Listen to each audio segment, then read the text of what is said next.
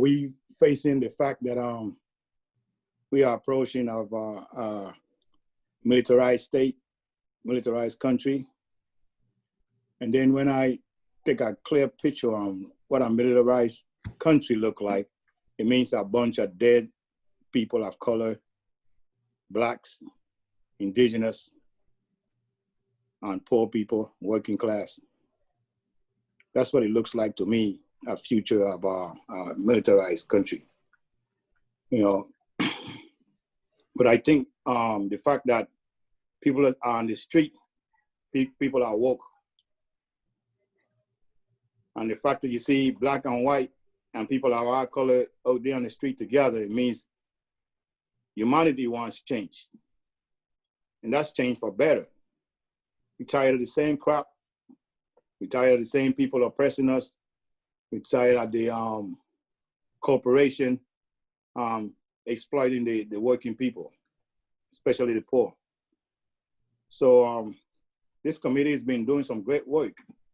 And I'm just proud to be part of this committee because we are reaching out and making people know that working class people and even community people know that they don't have to walk alone in this battle. We have sit here and see all the corporate and even the government beat up on us one by one or separately. But I think if we work together, we can build a force that is powerful enough to fight back and make change. Right now we got election going on and we got somebody that we need to get out of that office. But that don't mean that the person that comes in place is gonna make it better for us, because if we think that's the way it's gonna happen overnight, we're dreaming. People need to be still out there on the street. People need to, if we're gonna fight, we're gonna vote, we need to have some demands. And the demands needs to be demands that are gonna make change, demands that are gonna be good for the working people. Things like workers' right needs to be at the table. Workers' right to organize at the table. I mean, all these things that are affecting working class people needs to be at the table. And people that are that's gonna be coming in to take over Washington needs to understand that they need to work with the demands of the people. And too many black and brown and people of color has been getting killed in the street by law enforcement, and nothing's been done about it. Back in 2016, the FBI stated that they was concerned that white supremacists was infiltrating law enforcement. But what they have done to make any change or to get rid of those infiltrators? Nothing at all. In fact, if you ask me, know that we have the person in the administration that we have in office right now seems to support that kind of infiltration. So we got to assume that by now we can even have that problem in the FBI as well. Well, look at William Barr. Look at his position and the things that he takes on in protecting wrongdoing and don't want to do anything to probably prosecute any law enforcement. In fact, he supports law enforcement. So we have to assume that we need a total change, transformation in the system for us to get a real shot at the future. Workers not only getting killed on this, people not only black and people are not only getting killed on the street, but they also are suffering on the job. Like some of the jobs, like the sanitation workers in New Orleans who are protesting on strike because they're not being provided proper PPE. They haven't been paid the right kind of wages so they can survive, or even hazard pay. This is ridiculous. People on the front line are the less paying people, taking the most risk, and then the people that's profiting is the corporation.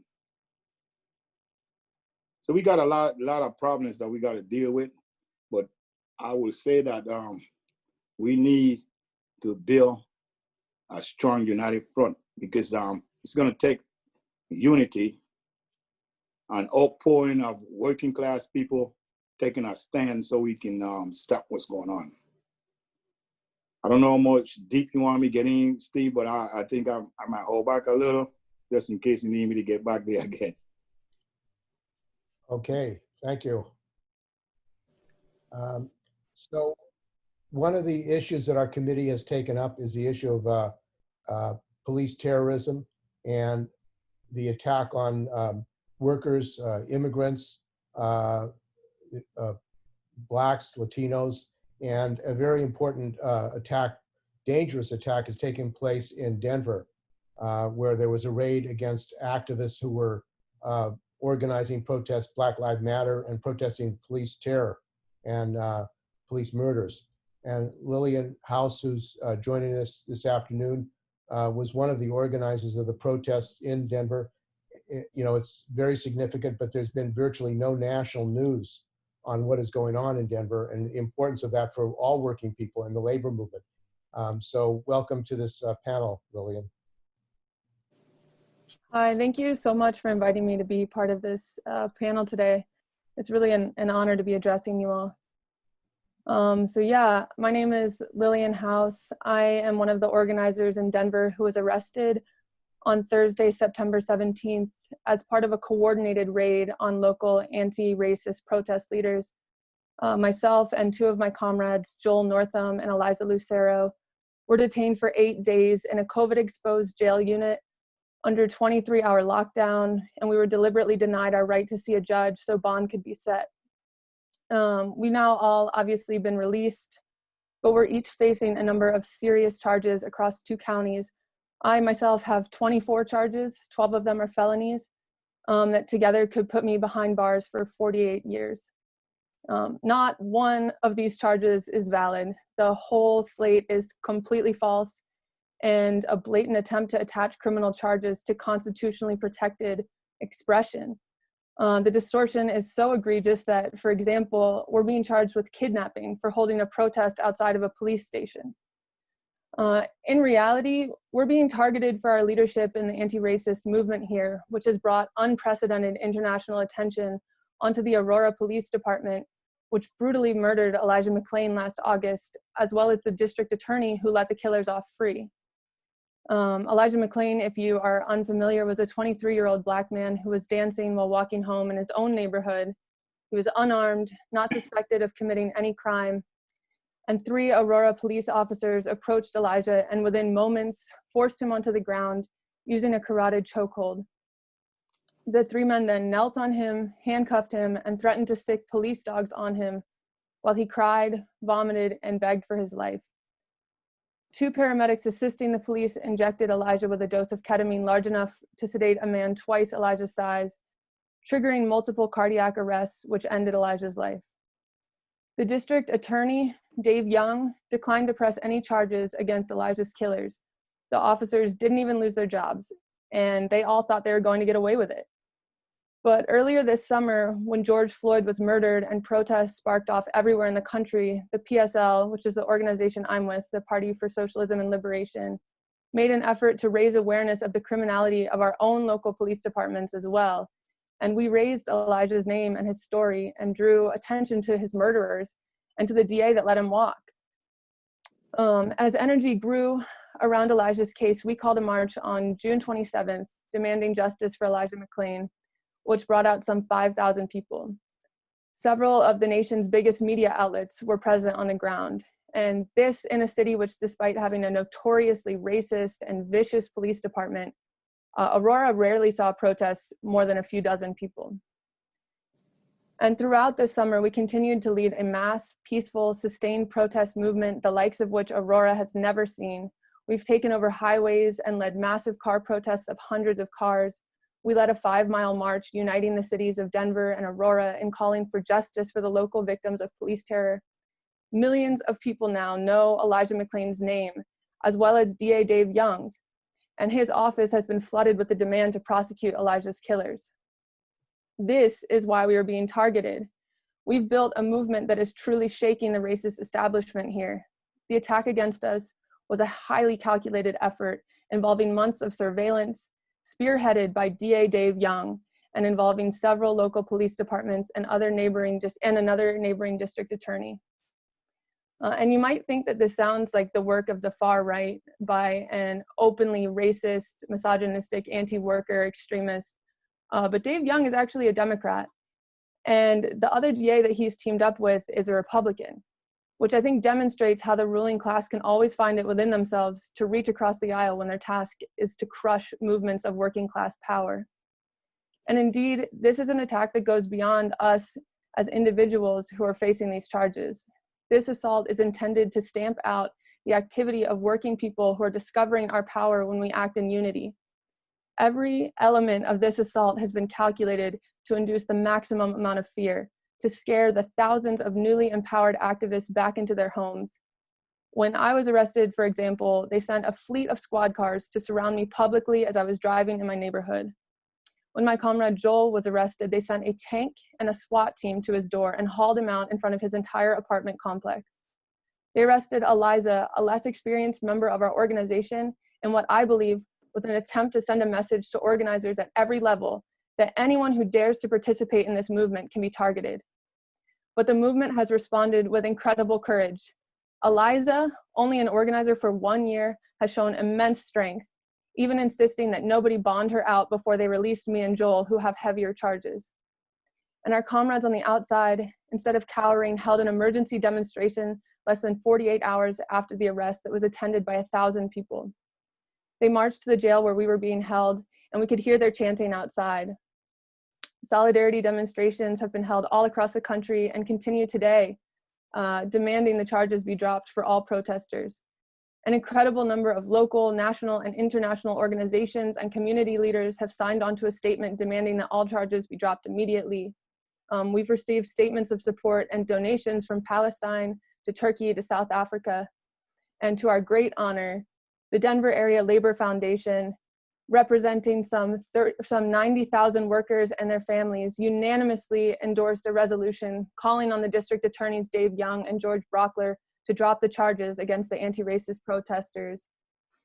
Following their statement, several leading trade unionists in the Denver area launched Trade Unionists for Justice in Denver, which has now received the endorsement of more than 30 trade union leaders.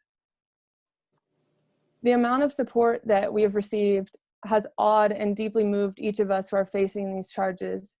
We recognize that the solidarity of the movement is going to be what will determine whether we defeat this. The immense strength and support that the movement has already shown steels us to continue fighting, even as our lives are on the line. And while of course our freedom is of great importance to us, we also recognize that this is a battle of significance extending far beyond our individual futures. As the rising tide of fascism becomes an ever more pressing reality, we have to fight to protect our most sacred rights to free speech, expression, and association. The repressive tools deployed against us today will tomorrow be turned against our brothers and sisters standing up in their workplaces. In fact, as I address you here today, I'm reminded of the heroic beginnings of the ILWU, which was born in 1934 in resistance to repression. 1934 had been a year of intense struggle on the docks as workers faced the degrading shape-up system, the abysmal wages and conditions they were facing. And in May of that year, the police killed a worker, and the longshoremen responded with a strike, shutting down docks along 2,000 miles of coastline, including all of its major ports: Seattle, Tacoma, Portland, San Francisco, San Pedro, San Diego. After nearly 2 months of enormous losses, the bosses, the mayor, and the police decided to force open the ports. And this became a showdown between workers and the police and strike breakers. After making thousands of arrests on July 5th, now known as Bloody Thursday, the police killed 2 dock workers. The government called in 1,700 National Guardsmen to crush the strike. Troops were ordered to shoot to kill. And yet, instead of giving in, the entire working class of San Francisco stood together, calling a general strike. The federal government was forced to eventually grant virtually every major demand. President Roosevelt signed the Wagner Act, granting workers the right to organize, and created the Social Security Act. And it was from this victory that the ILWU was born. And I know this isn't news to you all. I'm sure that you're very aware of this history. But it's inspirational to us today. And I find it significant that, in fact, the anniversary of Bloody Thursday is just 2 days apart from the protest at the Aurora police station, which has been used to launch this repressive attack on the growing anti-racist movement here. As in 1934, we were protesting because the police had killed one of our own, an innocent Black man from Aurora. And as in 1934, the state aims to crush us with a full frontal assault. If we are to defeat this assault, as the longshoremen of the West Coast did, we must embody their strength and their courage and remember that solidarity is the key to victory. I'm here, I want to ask you to please sign your name to the statement of the Trade Unionists for Justice in Denver, and to share it with your sisters and brothers in labor. That would mean a great deal to us. You can find the statement at tradeunionist4justice.org. And for anyone who may not be a trade unionist, we ask that you sign your name to the petition to drop all the charges, which can be found at pslweb.org/dropthecharges. We also have a long and costly battle ahead of us and welcome contributions to our legal and political fund. And you can find this at pslweb.org/donate4Denver. I can also put these links in the chat. I know those were said pretty quickly. But I just want to close by thanking you again for having me here and, you know, for using your position to talk about these incredibly pressing issues. And it's truly an honor to speak to you. Thank you, Lillian. And our committee at our meeting last night passed a resolution endorsing your campaign. So, and we hope to get it to other unions here and around the country. So, so that that's fantastic. Thank you so much. That means everything. Charges are dropped. So our next speaker is Jack Heyman. He's retired ILWU Local 10 activist and is one of the founders of our committee. So welcome, Jack.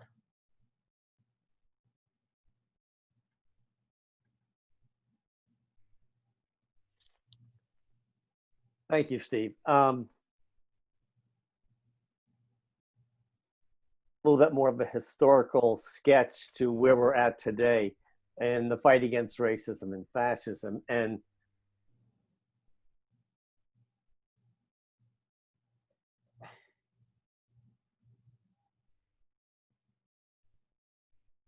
that lived here before the Europeans came.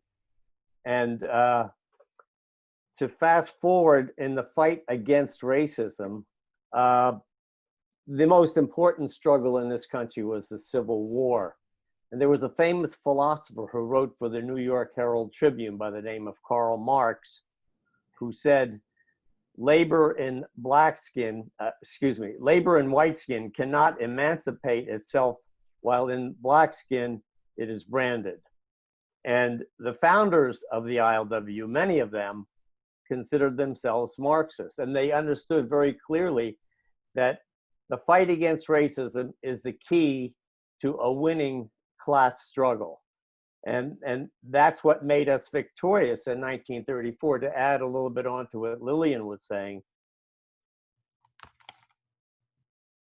what we all recognize as key to victory there was when the leadership of the ILWU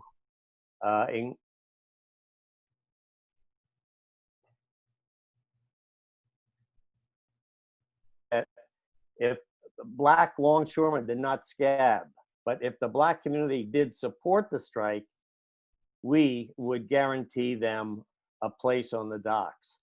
And it was that solidarity that made the 34 strike victorious.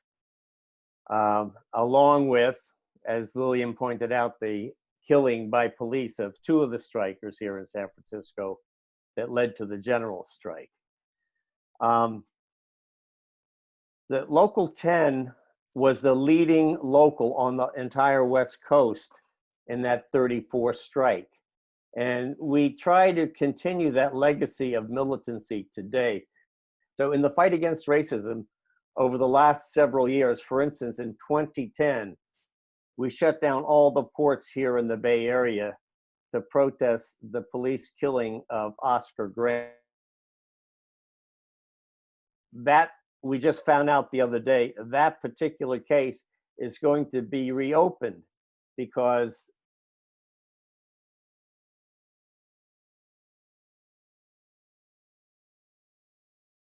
he didn't die from strangulation is because another cop came up and shot him in the back.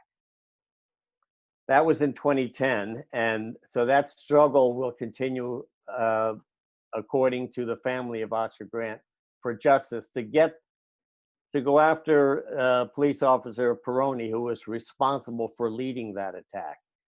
In 2015, we had a shutdown of all the ports in the Bay Area again. And this time we weren't sure what we would call the demonstration for. Some of the members wanted to call it a struggle to stop police brutality, but the majority's position that won out was that we need to call for a stop to police terror, because the terror was ongoing and systemic. And 2015, we've been raising that banner, stop police terror. And if you recall back at the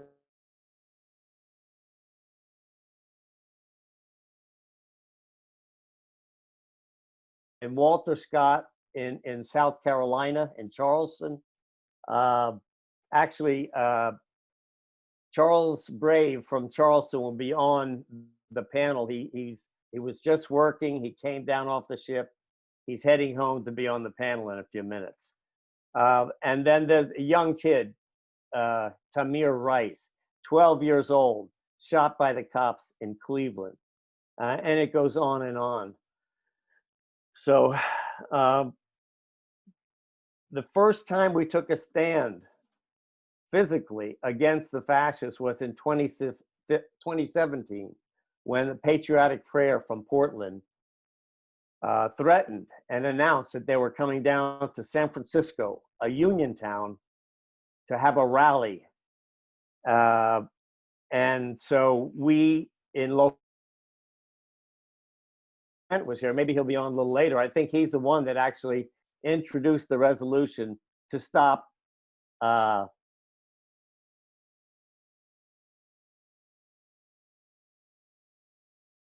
exact same time as patriotic prayer. So they thought discretion was the better part of valor, and they canceled their rally rather than face an integrated workforce that was determined to stop them. That's not a question of free speech, by the way. They came here to intimidate and terrorize the community. And then in 2010, Gabe spoke about the Juneteenth march and rally that we had. It was just tremendous. It was exhilarating, I think, for all of us who participated, beginning with Angela Davis's speech in the port, and then the march to OPD, where Black Panthers, who were the victims of the COINTEL program by the FBI, spoke. Many of the Black Panthers are still in jail today. And then to Oscar Grant Plaza, where the rest of us spoke. Today, we're fighting to defend the rights of BLM protesters.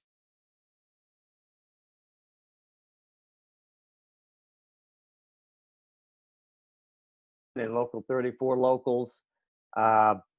And we've always defended these free speech rights in the past, and particularly now, it's even more important because of the attacks by the police, by federal agents sent by Trump, and by these white supremacists who are being encouraged by Trump. Not only in Portland and Seattle, where we have locals, but also in Minnesota, in Kenosha, Wisconsin, and Denver, as we just heard from Lillian. What I found most outrageous about the charges against against the Denver defendants was that the charge of kidnapping, because they were protesting in front of police headquarters, and the police, who were armed, were in fear of their lives because of the protesters outside who were not armed. This case has to be challenged, and the way to do it is what we're doing today, and encouraging others to get on board to demand they drop the charges. worse than that, Trump actually has gone out and vocally supported the racists, like the killer in Kenosha who killed 2 of the protesters. And his supporters are threatening a civil war in this country. So I think who said it best years ago when I was a young kid in college? Malcolm X. He said, you know, the Mason-Dixon line in this country begins at the Canadian border. And the other thing that was so true that Malcolm X said was that we need to support the right to armed self-defense. And that's really where the split in the civil rights movement came from, turn to standing and defending yourself. And then after Malcolm,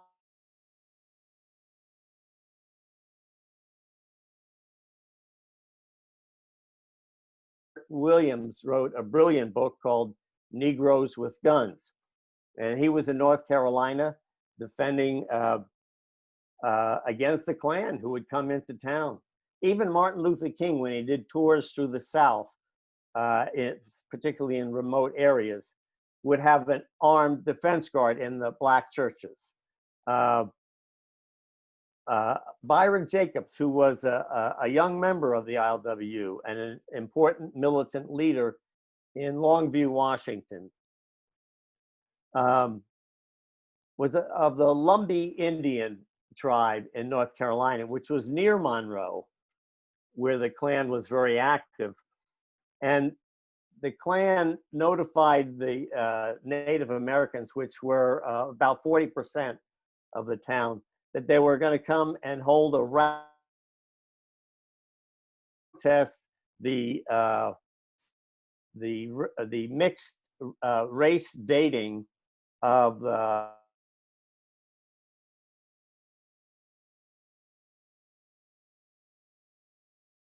'6, I believe. So not that long after World War II. And so a lot of the veterans, black veterans, Native American veterans from the Lumbee tribe showed up when the Klan did, armed, and they chased the Klan out of town across the border back to South Carolina, and they never returned there. So that was something that hits close to home because it's a direct link with the Longshore Union. Our members' families have been involved in these struggles against the Klan. There are more rich experiences in the labor movement. The Minneapolis Teamster strike in 1934, the same time Longshore was having a strike here, to defend themselves. Big strike, Teamsters that shut down the entire city, and the employers used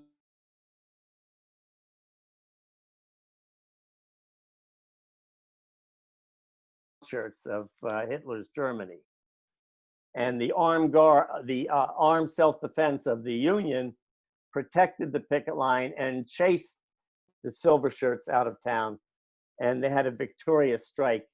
It was that strike, the Longshore strike, and the Toledo Auto strike were the 3 class struggles that in 1934 shook the pillars of Wall Street. And then bringing it closer to home as far as defense guards. In 1979, a black family, the father of the family was a member of Local 6 Warehouse, moved into a previously all-white neighborhood in El Sobrante. And they were immediately attacked by some of in the neighborhood. Their windows were broken, firebombs were thrown at the house. The Union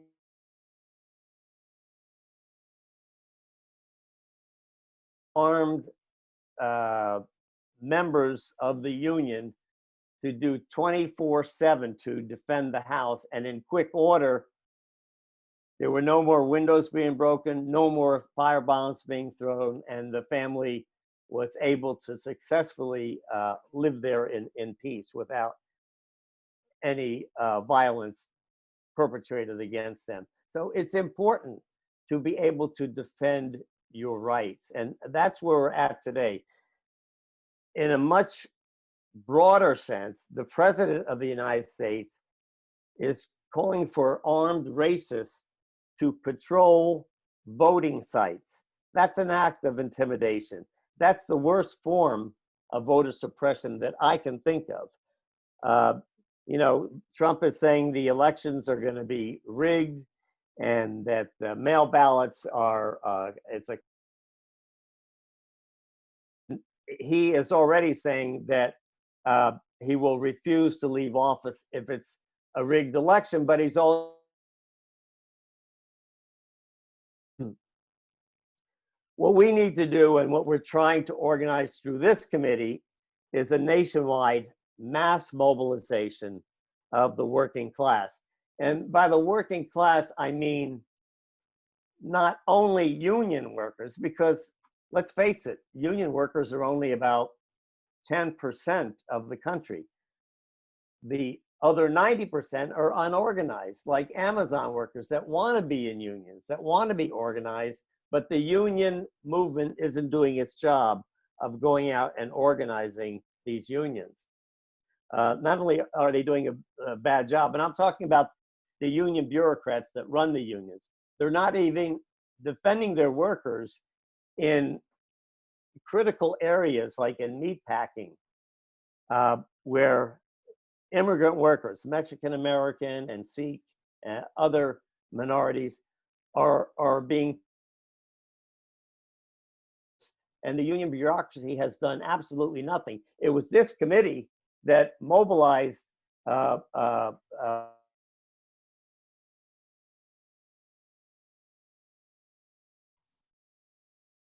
union bureaucrats aren't doing anything but sitting on their butt while people are dying.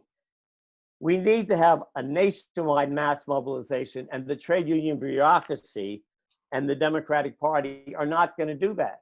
They'll cry that they're being intimidated at the polls or that ballots are being destroyed or whatever, but they're not going to do anything. And a good example of that was this committee actually got its inspiration from the 2004 Million Worker March in Washington, D.C., when under similar circumstances, when workers were facing the depredation of capitalism, unemployment, automation, NAFTA, all these conditions caused by both parties, the Democrats and the Republicans.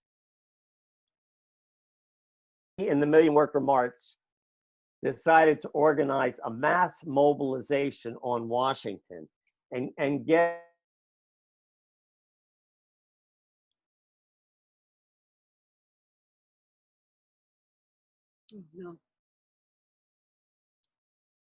letters to every AFL-CIO affiliate saying, do not support this mass mobilization by the Million Worker March.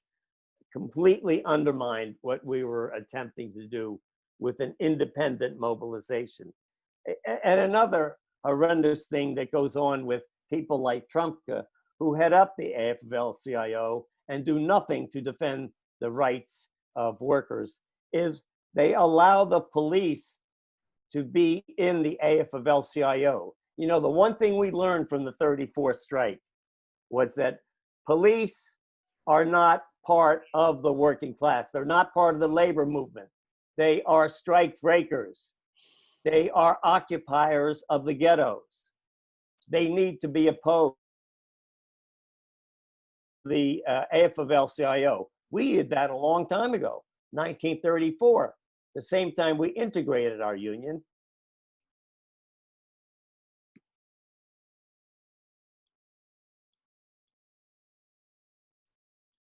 That almost always means we're on the other side of the police in situations like this. In fact, I don't know if you probably all saw the presidential debate. It really wasn't much a debate, not just because of the shouting that went on and disruptions, but they both represented capitalism, and they both represent racism, white supremacy.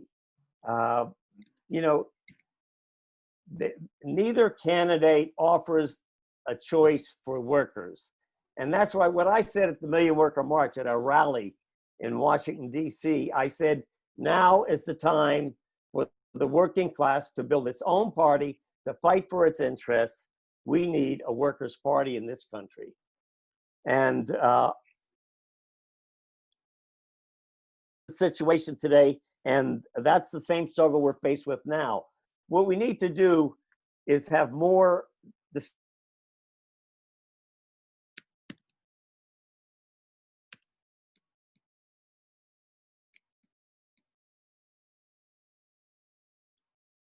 or if Trump refuses to leave office, we need to have a nationwide strike, and we need to reach out to not only longshore workers across the country, but other transport workers and other workers, many of whom are not in unions.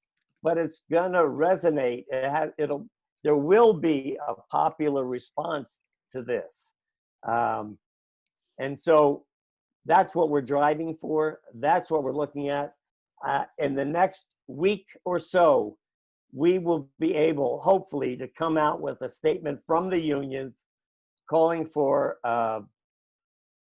strike action, for a mass mobilization across the country to defend the rights of protesters and to stop Donald Trump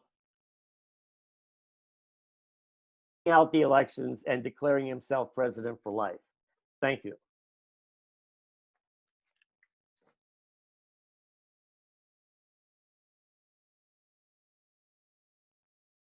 I'm sorry if the connection was bad. Yeah, I was just saying, unfortunately, there was a bad connection and some buffering problems. So unfortunately, we missed some of your speech, but I think we got most of it in.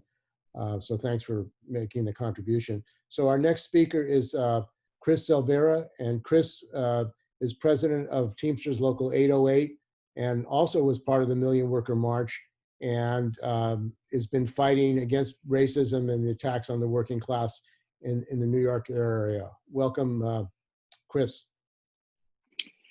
Good evening. What can I say? Jack done said it all. That's a hard act to follow. I mean, basically what we've been doing is really priming our membership to understand what's taking place, getting them to understand what fascism looked like, why white supremacy is anti-workerism, and why fascism will not sustain them if, in fact, because, I have a lot of members who are Trumpsters. So, it requires me to have to go through a whole educational process. But I could tell you this, standing right here, right now, or sitting actually, is that there will be no trains running on Metro North if on January 20th, anybody but the person who has been declared the winner, the loser got to step down. And if the loser chooses not to step down, Metro North trains will not be running. That I can assure you. And I am in agreement with everything Jack says. We have to put out a call to our international presidents to publicly take a stand and let it be known to all workers that we will abide by the will of the people like we have done for however many years, whether we were happy with the outcome or not. And I think it's important that they take this stand. And also they need to speak out against this flirtation with the militias and white supremacy. I think everything else, I know the people that I'm talking to on the ground are ready to do that. I'm actually going to be meeting with some people on October the 17th to continue this discussion, with Larry Holmes and those guys up here in New York. And, So we're on the ground just trying to educate workers right now because they need to be aware of what it is. You can't just send down the word, hey, this, hey, that. They have to be made to understand why it's in their interest to function in a particular manner. And unfortunately, most locals really don't have the groundings, the historical groundings of Local 10 and the ILWU as a whole. And so we continue to do that work here. Okay, thank you, Chris. So some of our speakers still haven't been able to sign on. So at this point, we'll open it up for discussion and comments, debates, and questions.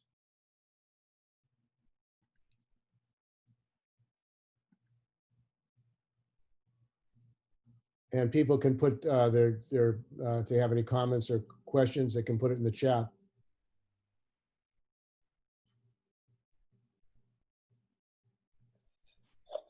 Yes, hi, this is Kavena or Kav Hambira. I'm with the Namibia, I'm a student at UC Berkeley, organizing with the Namibia Institute for Democracy and Love Not Blood campaign. Jack, I was listening to you quite keenly, and I wanted to ask, with respect to the current diagnosis of the president, how do you think that might shape the race with respect to what you said around his opportunism and his voter suppression? How do you think it will play out, and how can we as a group and civil society really prepare for the events that might follow?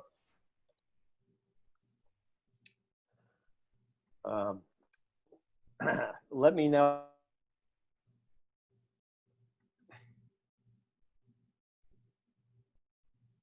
Jack? Yeah, so I've become a fan of a word that I haven't used in a long time, Schadenfreude, which is a German expression. Oh, that's right. Hey, Kav, let me just give you a little bit of background about Kav. Very interesting brother. His parents were in the liberation struggle in Namibia.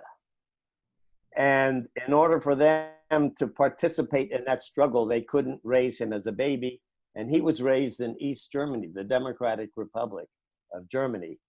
And he has a German mother. And so he understands German expressions, I believe. That's why he laughed when I said Schadenfreude, which, as I understand it, it means you take a certain amount of joy in seeing somebody who's been a demagogue, something like that. And I didn't know there was such a precise word for this situation. So well, I don't know if he's going to survive or not. What I do know is that the Constitution has provisions for him not surviving. If he doesn't survive, then there's a sequence of government officials that would take over.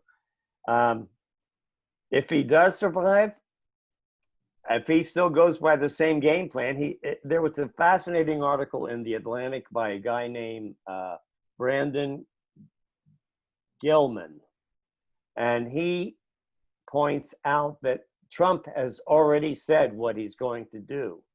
That is that the election is rigged, and he will not abide by the election if it's a rigged election. He will stay in office. And he quotes Trump a number of times. The Democratic Party's position is that, well, he's got to leave. And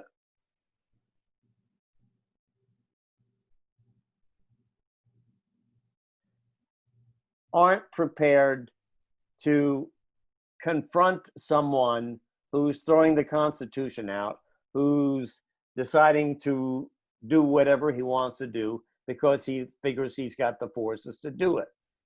I think one I think one big mistake is if people have confidence that somehow the military is going to defend the Constitution. We've seen that film already in Chile. The military is not there to defend workers' rights. It's there to defend the capitalist class. Same with the police forces, as we see already what's going on in this country. And despite the fact that the FBI has written a report stating that white supremacy is a main danger, the government is not going to do anything about that. They always use the violence directed against the working class and minority.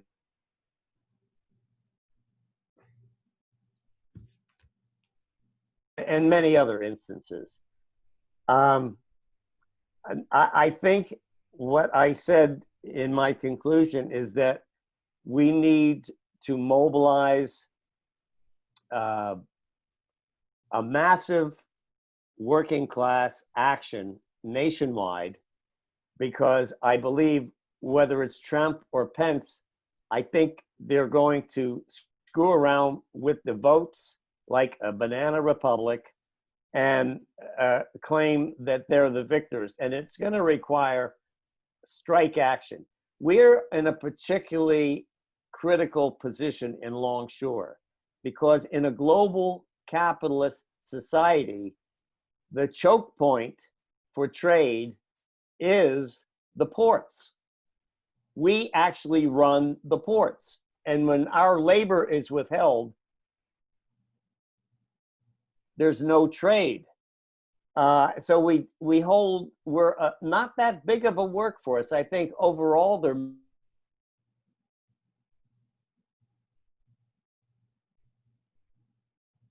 coast and the Pacific coast. But the United States is the biggest capitalist country in the world, and we have the power to shut it down. That's where our power resides. And that's what I think we have to do. Longshore, shut it down, call on other workers to come out, transport workers, like Chris was saying. You know, even if you're a Trump supporter as a worker, I think a lot of them will see the power of the working class making a move, and they'll go with what the unions do. They're not going to be scabs in a situation like this. There's a certain momentum that carries forth in struggles like this. I hope I answered your question, Kav. You did. Thank you very much, Jack. There was a suggestion also, Jack, your sound is breaking up. Maybe you could get your video off. If you turn your video off, you'll get better bandwidth and your audio won't be breaking up. So our next question or comment was from Elizabeth. Elizabeth, do you want to speak? It's just a comment and apology that I came in so much later. I'm sorry. I was. How much more time do we have until 4? Yeah, we have time. Oh, okay. Because it looks like we're hitting a button. I put in I put in a link of the resolution that my union passed recently regarding policing, and it deals with the issue of policing with police unions within the CWA. And we're going to be organizing a virtual CWA forum, hopefully near the mid to end of October. The date has not been set yet, with CWA officers within the Civil Rights and Equity Committee, as well as the past Vice President of the Public Sector, as well as the present VP of the Public Sector. And we're going to be talking about the issue of police unions in CWA, which I believe is mostly the ones who I saw there was the Nevada Police Officers Association. I don't know if Steve Zeltzer mentioned something about CWA previous to what I'm mentioning now. So Steve, did you already mention something regarding that? No, I didn't. Okay. Of course, the resolution that we have doesn't go far enough. It doesn't really talk about abolition in that sense. And it sets, basically it puts the police unions in a position where they have to follow certain rules and follow the ethics or the code of, the the um, the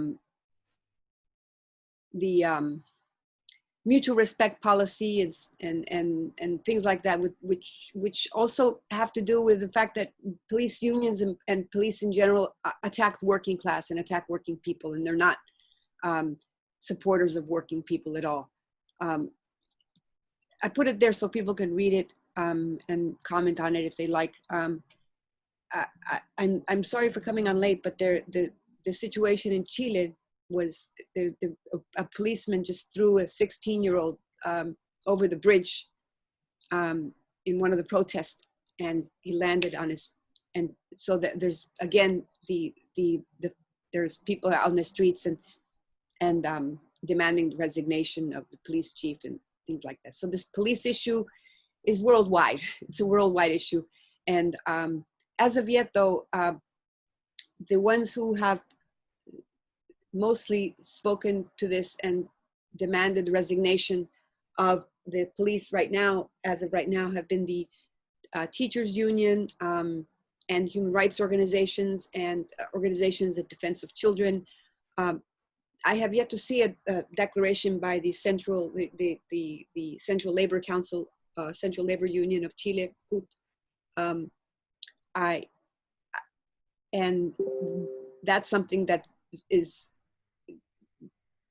the thing that's going on in this country, as well as is going on in Chile, seems to be very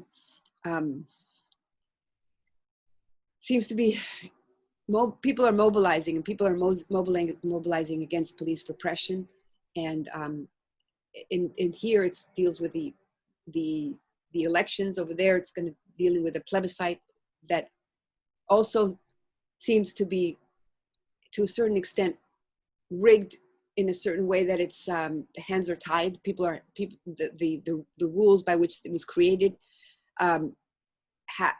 limits the effect of the members and who can participate as constituents. Well, here Greg Palast has already written some extensively regarding how Trump has basically already stolen the election in the purging of voter rolls, in all the different things that they've been doing so far. So yes, it's going to take a lot of fighting, but we're all assuming he's going to lose. I'm not quite sure about that, unfortunately. So, because fear tends to make populations very wary of change to a certain extent. In the United States, especially, I mean, to me, it was incredibly astounding to me that anybody would choose George Bush after what he had done in Katrina. You know, how he could have won even close. You know, how it could even have been close. And in this case, if it's close, you know, I think we need to prepare ourselves for him actually winning. Unfortunately, I'm not sure if what I'm saying is very speculative, which it probably is, but that's that. I think we should be prepared for both, and for both we need to organize anyway. So, yeah. Okay, thanks, Lisa. And also, there's a question from Bruce to counter the right-wing groups. In Chile, Proud Boys. Trump is sending in to bust up the count. Anybody working on that? I wanted to say that in Florida, actually, the ILA Jacksonville local actually sent members to defend the balloting, to defend the election. And I think that the union's organizing committees to go to the election polling places and defend the vote would be important, because the right wing, the racists and Nazis are organizing to intimidate people against voting. I think that that's a very great danger, that people will be intimidated. And I think that the reliance on the Democratic Party or the government officials to protect Democratic votes when they themselves have been involved in suppressing votes is highly questionable. And I think the other thing is that the head of the AFL-CIO, Trumka, has said that he's not going to allow a breach of the Constitution. and which has been threatened really by Trump. But there's no mobilization, no independent mobilization of the workers and unions in this country against this attack. And I agree with Chris Silvera that there needs to be mass action, a national general strike, a united front general strike to defend democratic rights against any attack. That's what's going on. And this the split now that's going on in the capitalist class, where they're attacking each other, they're calling for war with each other in civil war, is basically an appeal for a race war in this country. The murders, the assassinations, the lynchings of blacks and brown and other people is a effort to have a civil war. And I think what we actually have is a class war, and they want to pit black against white, brown against whites and blacks. And I think our task and the task of the labor movement and what our committee is trying to do is a united front of all workers against the divisions in the working class and against the failure, really, of the union bureaucracy to have any kind of mobilization. And when Jack was talking about the Million Worker March, when we had, we mobilized unions in Washington, D.C. in October, at the end of October, October 17th, the union, the AFL-CIO, was opposed to that. They were opposed to any AFL-CIO affiliates, unions mobilizing. And I think that is the great danger.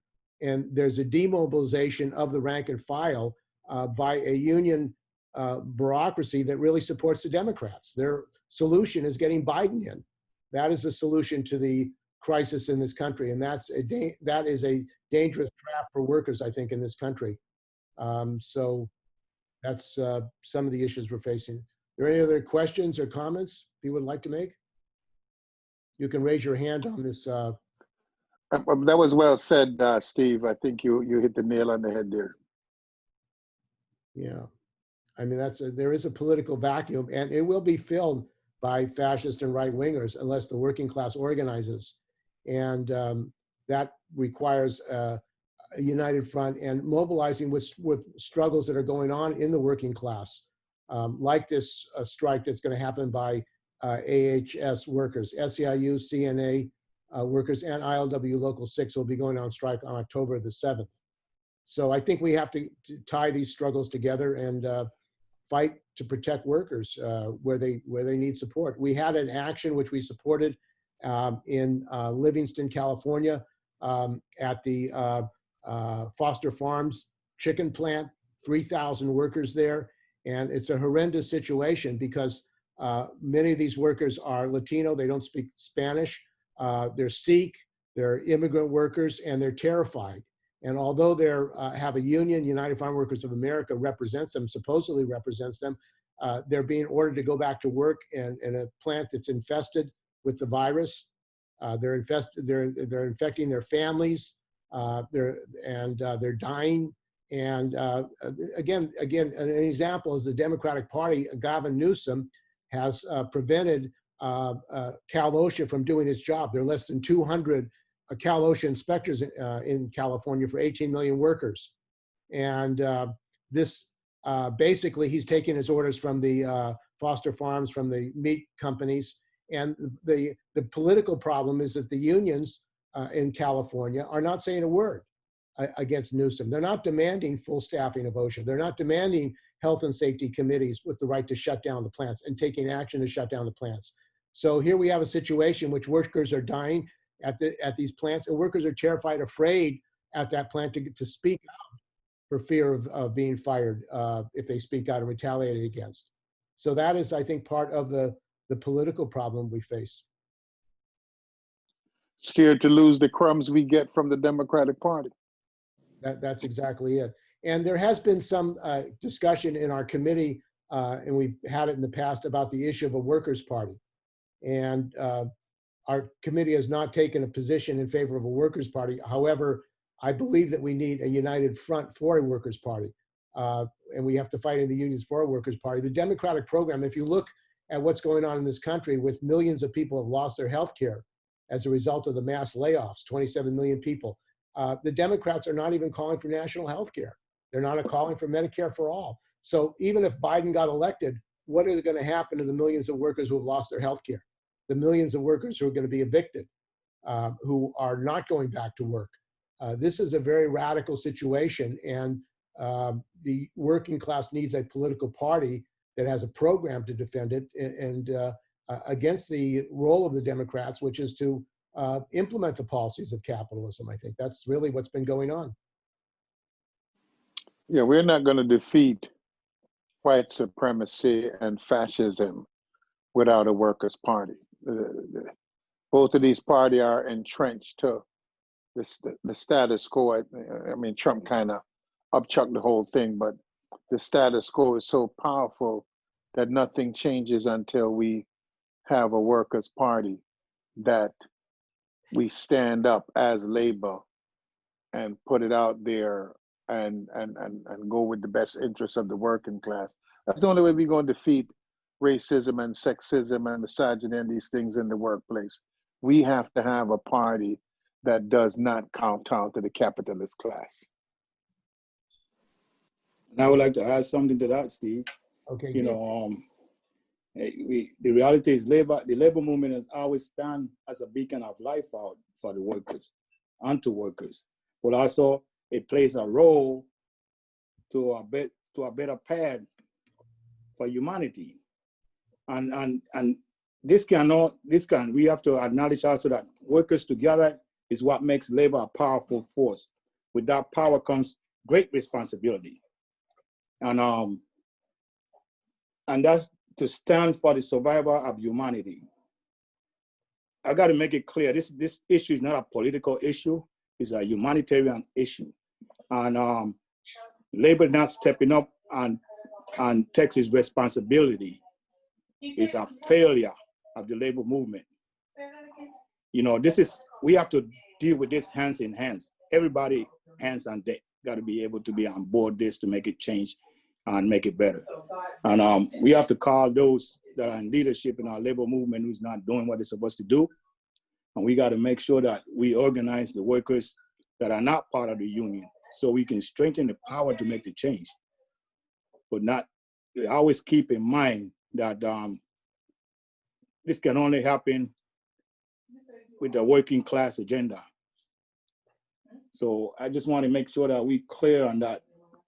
And as we see in this country, we have the highest death with COVID-19, the highest terror from police killing of Black and brown people. I mean, where's labor in all this? Why has not massive action taken by labor to stop this? This is the only way we're going to get this on the right track. And that's labor coming together and reorganizing and putting an agenda that's going to put the pressure on those in power, because that's what they fear. They fear for that all of us coming together and shutting it down, like we would Scarlett, shut it down, put the whole world on silent. Then we'll start talking at the table. Okay, Sonny, Lloyd, and then Ali. Sonny? Yeah, I'd just like to say I third and fourth the idea of a working class party. We don't have that. The Democratic Party, you know, it really, what we do, we fund our enemy within our unions. We fund the Democratic Party. So I call upon you here who are members of unions to really question that. Why do our dues go to the Democratic Party, who then sell us out to free market capitalist principles? And you know, the only hope I'll start to have is when I start to see that third party, that working class party, the independent party, you know, building. And I think, you know, I question my union whenever we support a Democrat in our political action committee. I said, why aren't we supporting the candidate that's there's plenty of candidates who are independent of the Democratic Party. People who have no party at all. That would be much better than going along with a member of the bourgeoisie and hoping for any type of protection that way. The second thing I would say is, you know, from the BL movement, there is a call for defunding the police, and it is, you know, gaining traction around the country. Even in our school district, LAUSD, that I'm in, we decided we defunded like a third, I think, of our school police. We have the largest school police district in the entire nation, the LA School Police. And we got the school board to cut it by like a quarter or a third. And then putting that money into counselors and nurses, the people who would actually work with these kids instead of fuel the school to prison pipeline. So, in our city, I think half of our budget goes to LAPD, and there's a big call there for, not only defunding the police, but using that money on progressive things within our city. So, that's a concrete demand we can organize around right now, and demilitarizing the police, defunding them. And that's a necessity if we are to continue to organize. Otherwise, we'll be under the gun, so to speak. So I'm from Los Angeles. I'm a teacher in LA. I'm in United Teachers Los Angeles. It's the second largest union, school teachers union in the country. Teachers are the most unionized sector of the workforce right now. That's how bad it's gotten. But we're holding it down for the labor movement. We had a big strike a few years ago. And, that's one place we can look to put our energy into these teachers unions. There's a lot of radical activist teachers who are willing to, help build that third party and defund the police. So thank you for allowing me to speak here. Thank you. And thank you, Sonny. And Ali? Hi, comrades. Hi, everyone. First of all, Sonny, thank you very much for your comment. It was really great. It was really inspiring. And it's great to have an LA teacher here. I remember following your strike closely just 2 years ago. And it was really inspiring here on North Cal too, which was actually followed by a teacher strike here in Oakland. I just want to state, first of all, that I agree with Comrade Steve Zeltzer and Comrade Chris Silvera.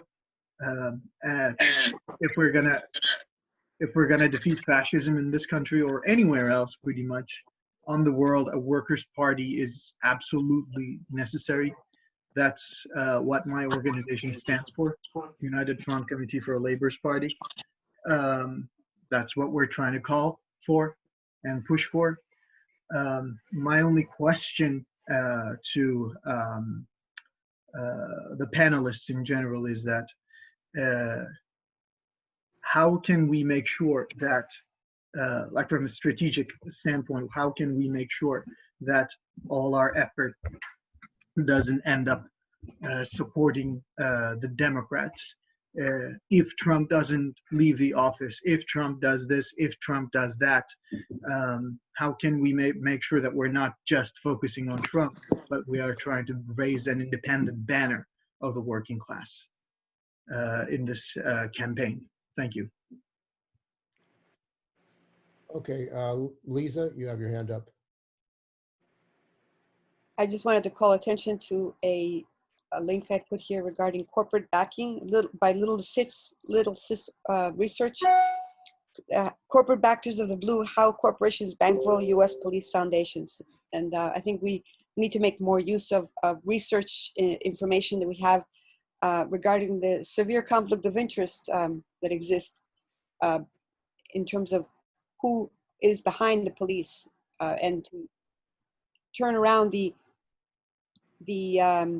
public safety paradigm that they try to instill. Because all of us among ourselves, we're pretty aware of what's happening, but unfortunately, they still promote this public safety paradigm, and it's still in certain areas that it still resonates with some people. And so we should show with information that we have, I believe, the level of corruption that exists, and millions of dollars. Because one thing is for us to defund the police and to demilitarize them. However, if they're getting these military equipment, if they're getting the funding directly from corporations through these police foundations, which is what's happening, then our efforts in the public area is just one area. But if we expose them for the corruption that they are, then I think it would also help as well. There's a link there regarding this. Anyways. Yeah. Well, there was a debate in our union, the CWA, about the police in 2015, when some St. Louis brothers and others in our union called for Black Lives Matter, to support Black Lives Matter. And our union represents police in Nevada, Las Vegas police. Mm-hmm. And they were opposing the demand Black Lives Matter. We should say all lives matter.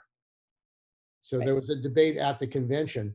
And the other time we were there too, right? And during, yeah. I'm sorry.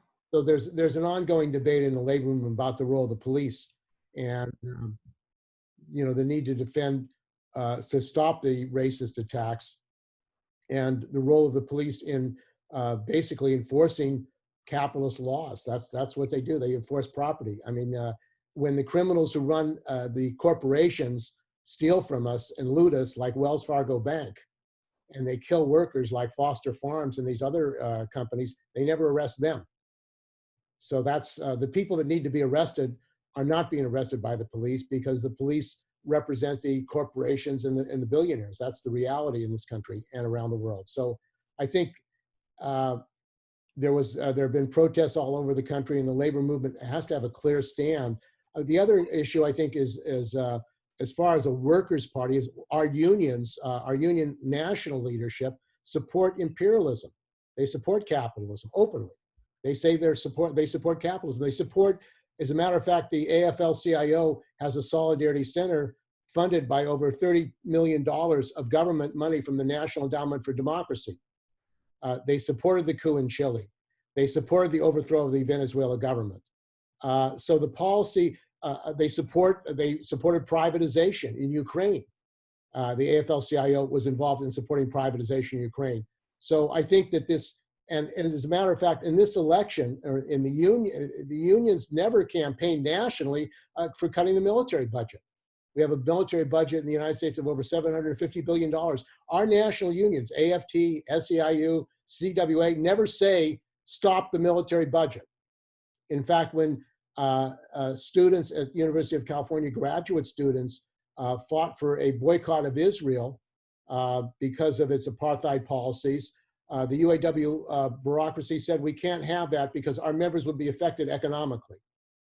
We can't do anything that would affect our members economically, UAW. Now, they did not say that during the struggle against apartheid, when there was a fight to boycott South Africa. And of course, the ILWU alone of the labor movement took labor action or against Zim, against the Israeli lines. But the fact of the matter is, the fight within our unions for a workers' party, for a labor party, and for action means a fight against support for U.S. international policy around the world.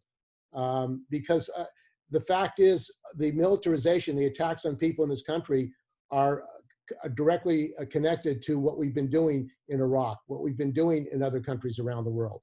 I mean, the police are trained by the Israelis, U.S. police, and the militarization of the police has been supported by Democrats and Republicans. As a matter of fact, in this last budget of the U.S. Congress, Nancy Pelosi supported legislation continuing military aid to police departments in the United States. So when you say you're for Black Lives Matter and against murders of African Americans and Latinos, and then you continue supporting funding for militarization of police departments, I would say that that's a duplicity and not really representing the fight against these murders and terror attacks that are going on.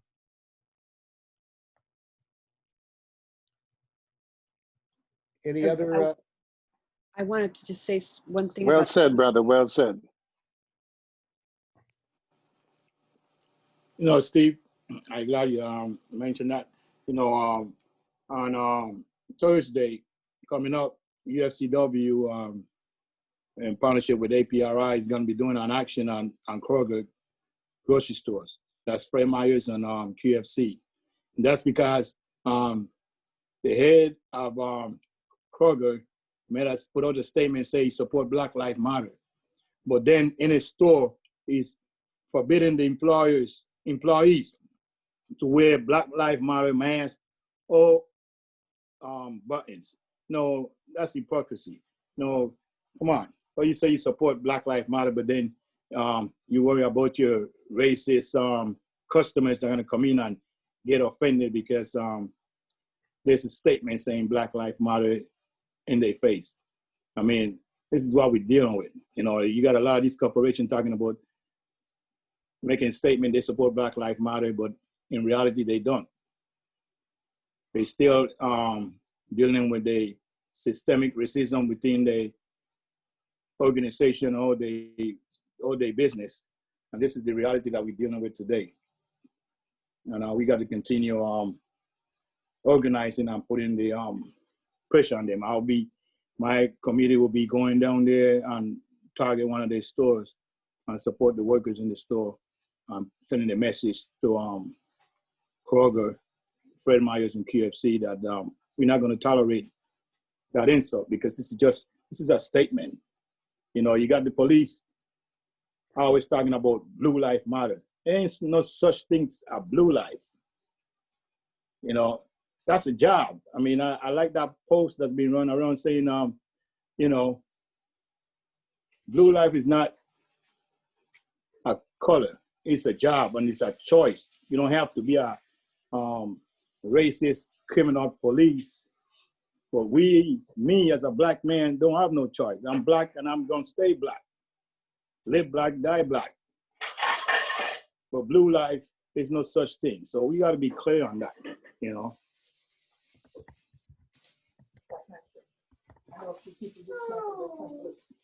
Okay. I put up some things about the strike.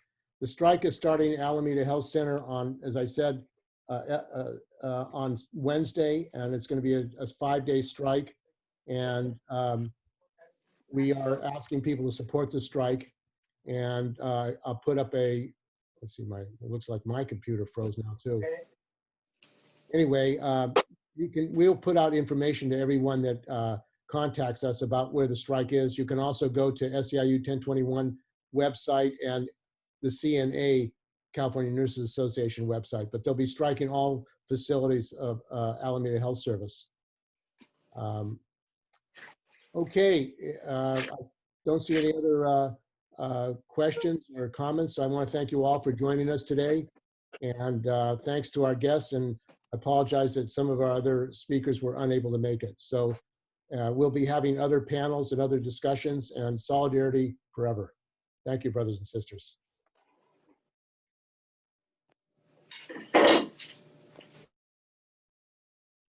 Are you going to save the chat? I can't. Maybe you can save it. My picture froze too. I guess it's we're having technical problems. Too many people on these websites. I think that's what it is. Zoom. Thank you for this, you guys. Thank you. Thank you, brothers and sisters. Thank you. And solidarity with our sisters and brothers in Denver. And we hope you get that resolution passed by your local.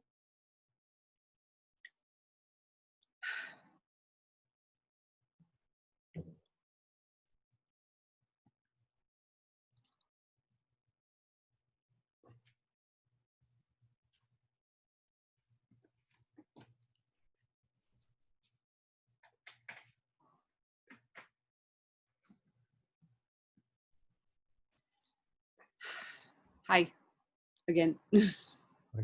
My computer froze, so I can't even get out of here. Oh, you can't get out? No, I can't get out. So Okay, maybe I have to leave, or other people have to leave, so to make it easier. other people have to leave, I guess. Well, Bye-bye. Bye-bye. Take care.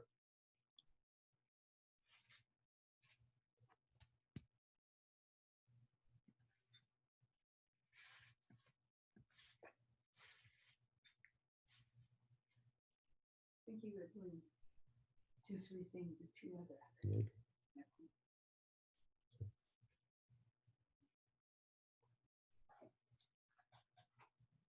My whole computer froze. Really? Yeah. Let me do something. Well, I guess I have to close it off. Control, Command.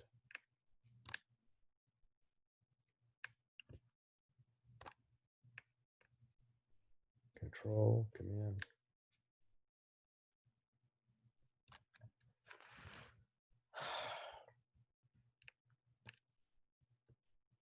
Trent didn't even show up. This other guy, Charles Brave, didn't show up. What the hell happened?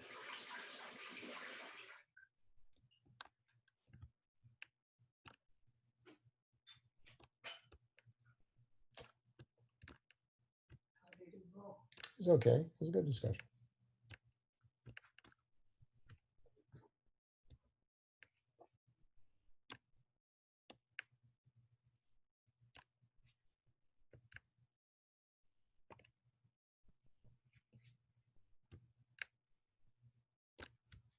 It's not my, this thing is working, but it's not. You shut the computer off. Shift, Command.